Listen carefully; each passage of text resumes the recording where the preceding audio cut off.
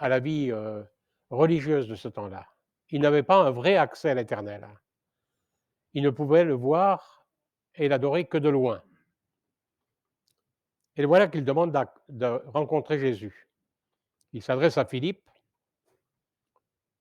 Peut-être ont-ils choisi Philippe parce que Philippe est un nom grec et qu'ils se sont dit qu'il comprendrait mieux. Et Philippe hésite et consulte un autre disciple, André, le frère de Pierre. Alors André est connu. Pardon, j'ai des problèmes. Excusez-moi. André est connu parce qu'il avait l'habitude, quand il rencontrait quelqu'un, de l'amener à Jésus. C'est lui qui avait déjà amené Pierre, son frère. Et si vous vous rappelez aussi, dans l'épisode de la multiplication des pains, quand un jeune homme est venu dire qu'il avait 5 pains et 2 poissons, il s'est adressé à André et André l'a amené à Jésus. Donc André fait ce qu'il a toujours fait, il l'amène à Jésus. Et là, la surprise, c'est que Jésus ne répond pas vraiment à ces personnes grecques qui sont là. Il se contente plutôt de parler aux disciples. Et la première chose qu'il dit étonne. Mon heure est venue, dit-il. L'heure où le Fils de l'homme va être relevé dans sa gloire est venue. Jésus ne répond donc pas directement, mais il répond quelque chose de différent de ce qu'il disait auparavant. Jusqu'à ce temps-là, quand les gens l'interrogeaient sur ce que Jésus était venu faire, Jésus constamment disait: «Mon heure n'est pas encore venue». Rappelez-vous, par exemple, c'est ce qu'il va dire lors du premier miracle, le miracle de la transformation de l'eau en vin, des noces de Cana. Quand sa mère vient lui dire: «Écoute, ça serait bien que tu interviennes parce qu'il n'y a plus de vin pour la noce», ce qui est d'ailleurs un peu drôle, hein, comme demande. Et Jésus commence par dire: «Écoute, mon heure n'est pas encore venue», dit-il à Marie. Et il va dire la même chose aussi quand ses frères, il va les rencontrer, on voit ça en Jean 7, verset 6, et discutent le ministère de Jésus. Et là aussi, Jésus va dire à ses frères: «Mon heure n'est pas encore venue de manifester ce que je suis venu faire». Et voilà que subitement, dans ce texte-là, Jésus change radicalement de message. L'heure est maintenant venue. On est entré dans une nouvelle période. À l'horloge de l'Éternel, c'est un nouveau temps, un nouveau moment que va vivre Jésus, l'arrivée d'une nouvelle alliance. Comme vous le savez, jusque-là, le salut était réservé aux Juifs. Et Jésus est en train d'annoncer que le plan de salut maintenant, c'est un plan de salut offert à tout homme. Il transmet, il transforme, enfin, il traduit en fait ce qu'il avait dit, qu'il était venu pour sauver tout homme. L'heure est venue de proclamer qu'il n'est pas venu pour délivrer seulement Israël et Jérusalem, mais qu'il est venu pour être le sauveur du monde entier. Et que cet acte de salut passe par la croix. Et il faut bien comprendre que ce que Jésus est en train de dire renverse toutes les valeurs attendues par la société de ce temps-là. Elle espérait un roi, et voilà que Jésus dit: «Moi, je vais vivre le sacrifice ultime, la croix». Il ne parle pas d'enthousiasme de la foule de Jérusalem. Il ne parle pas du règne d'un roi majestueux. Il parle d'un cheminement, de donner sa vie, et de donner sa vie de la façon la plus affreuse, la plus indigne, la plus, comment je pourrais dire ça? Infamante possible.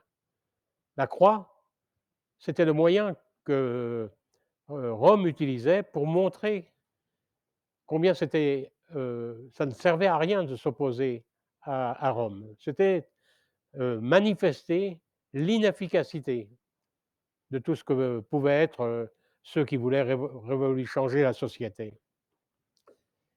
Et il va continuer en disant, en fait, aux disciples, en énonçant aux disciples 3 paradoxes que j'aimerais voir avec vous ce matin. Le premier paradoxe, on le trouve au verset 24. En vérité, je vous le dis, si le grain de blé tombé en terre ne meurt pas, il reste seul, mais s'il meurt, il porte beaucoup de fruits. La vie vient par l'intermédiaire de la mort. On comprend d'abord qu'il parle de sa vie. Il est en train de dire, il est nécessaire, comme pour le grain de blé, que le grain de blé meure pour qu'il puisse porter du fruit, il est nécessaire que le Fils de Dieu meure pour qu'il puisse apporter la vie et le salut à l'humanité. Il parle donc de ce qu'il va vivre, de sa propre mort, qui va amener à la vie tous ceux qui vont pouvoir croire en lui. C'est sa mort qui produit en nous la vie. Et il utilise cette image de la semence du grain de blé pour illustrer cette vérité spirituelle qu'il n'y a pas de vie remplie de fruits si nous n'acceptons pas, d'une certaine façon, la mort. Pas de victoire spirituelle sans renoncement. Les chrétiens, moi et vous, nous sommes aussi des grains de blé, petits, insignifiants, mais des grains de blé que Dieu peut utiliser si nous acceptons d'être semés et si nous acceptons d'être utilisés pour porter du fruit. Rappelez-vous ce que par exemple l'apôtre Paul dit dans l'épître aux Galates, j'ai été crucifié avec Christ, ce n'est plus moi qui vis, c'est Christ qui vit en moi, et ce que je vis dans mon corps, je le vis dans la foi au Fils de Dieu qui m'a aimé et qui s'est donné lui-même pour moi. Accepter de mourir à soi-même. Accepter par exemple d'être mal jugé. Accepter par exemple d'être incompris. Accepter d'être parfois méprisé, même quand on fait le bien. C'est finalement suivre le cheminement de Jésus jusqu'à la croix. Et cette parole donne aussi un sens à notre vie, à nos difficultés, à nos souffrances, qui nous interrogent tellement souvent. Le Seigneur est en train de nous dire, mais regarde ce que moi j'ai vécu. La fraternité universelle par laquelle nous voulons vivre, la paix, l'unité que nous voulons construire autour de nous ne sont pas seulement un vague rêve ou une chimère. C'est ce que le Seigneur veut produire en nous si nous acceptons effectivement de céder notre vie, de lui donner notre vie. Cependant, souvent nous résistons à cette vérité. Et au lieu d'accepter de jeter la semence, nous préférons la garder, la mettre bien à l'abri dans nos églises, dans des hangars, garder les bénédictions pour nous-mêmes, au lieu de comprendre que le Seigneur nous les a données pour qu'elles portent du fruit. Et qu'elles portent du fruit si elles tombent dans la bonne terre. La parabole de l'homme riche, de Luc 12, vous savez, cet homme qui dit j'ai, j'ai eu des bonnes récoltes, je vais prendre ce que j'ai reçu et je vais construire des hangars pour pouvoir les stocker, n'est pas seulement une mise en garde contre le matérialisme, contre le fait de garder pour nous les biens que Dieu nous donne, mais c'est aussi un avertissement contre notre tendance à garder le message de Dieu pour nous et à oublier que le Seigneur nous confie cette mission d'être des témoins aujourd'hui partout dans le monde. Un avertissement contre notre égoïsme dans tous les domaines. Le deuxième paradoxe, on le trouve au verset 25. Celui qui s'attache à sa propre vie la perdra, mais celui qui fait peu de cas de sa vie en ce monde la gardera pour la vie éternelle. La vie vient à travers le renoncement. C'est une idée qu'on trouve déjà dans l'Ecclésiaste. Regardez Ecclésiaste 11:1 qui dit exactement la même chose. C'est une idée qu'on peut trouver choquante, inacceptable. Pourtant, Jésus nous invite à cesser de rester accrochés à notre vie terrestre, à notre sécurité, à nos biens, en espérant que ces choses matérielles vont nous protéger. Le Seigneur nous invite à regarder plus haut, vers les choses éternelles. Et d'ailleurs, Laura nous l'a dit ce matin, les choses éternelles, elles sont en haut. Les choses matérielles sont toujours des choses passagères.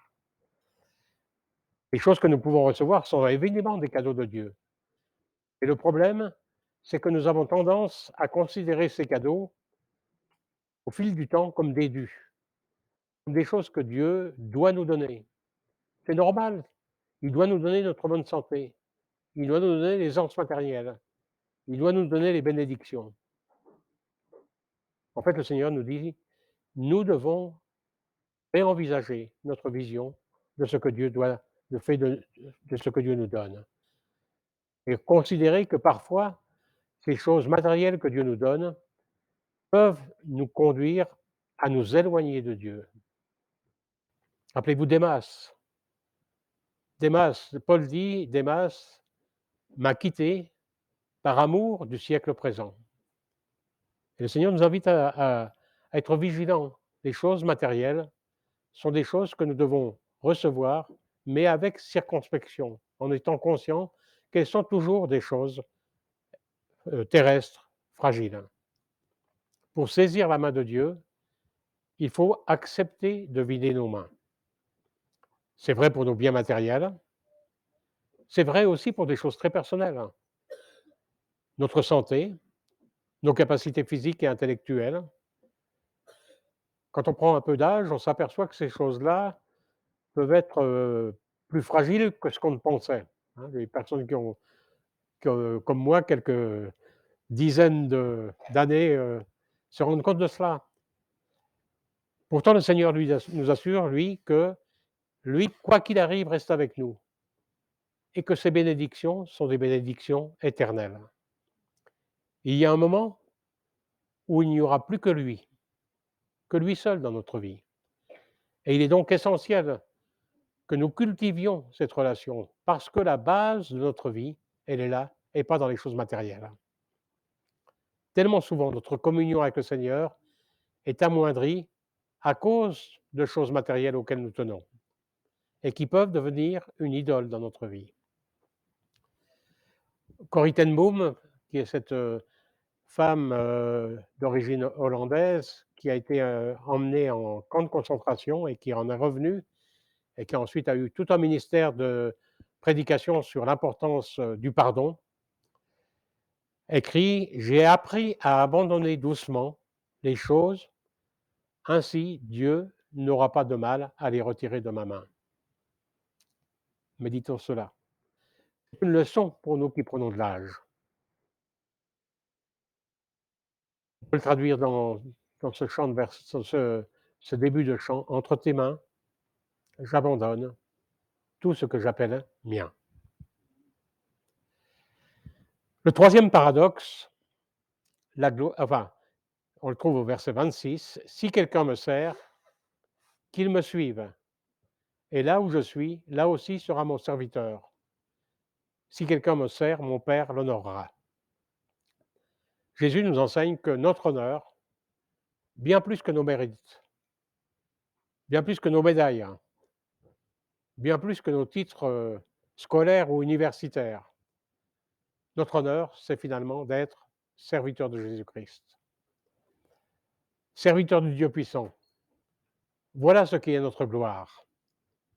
Et nous, le Seigneur nous invite à être serviteurs les uns des autres. Vous connaissez cet épisode qui va se passer juste après ce texte, où Jésus réunit ses disciples, quand se prépare à aller au sacrifice dans la chambre haute, qui se met à genoux et qui commence à laver les pieds de ses disciples. Et quand il termine cela, il dit: «Voyez ce que je vous ai fait. faites cela les uns les autres. Ce que je vous ai fait, prenez cela comme un exemple. Car je vous ai donné un exemple, afin que vous fassiez comme je vous ai fait. Être serviteur, c'était le but de Jésus-Christ, le but le plus élevé de Jésus-Christ. Et son but, c'était de glorifier Dieu. Il va dire un peu après, au verset 27, « Mon âme est troublée, et que dirais-je? Délivre-moi de cette heure, mais c'est pour cela que je suis venu sur cette terre.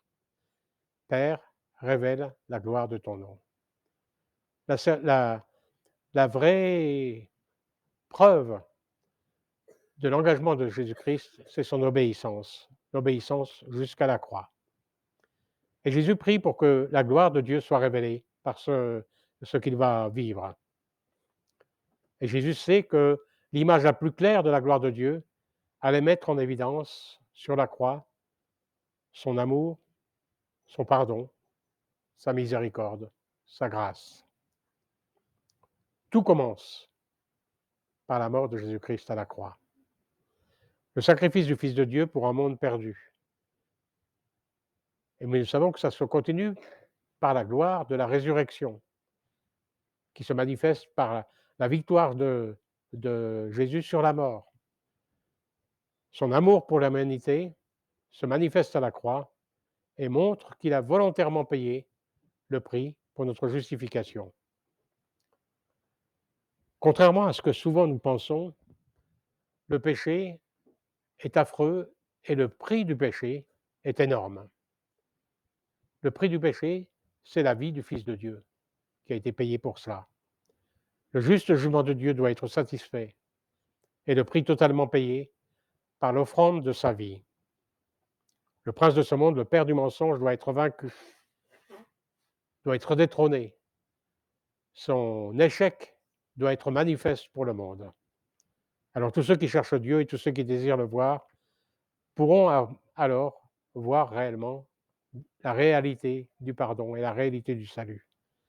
Les Grecs ne seront plus exclus du salut.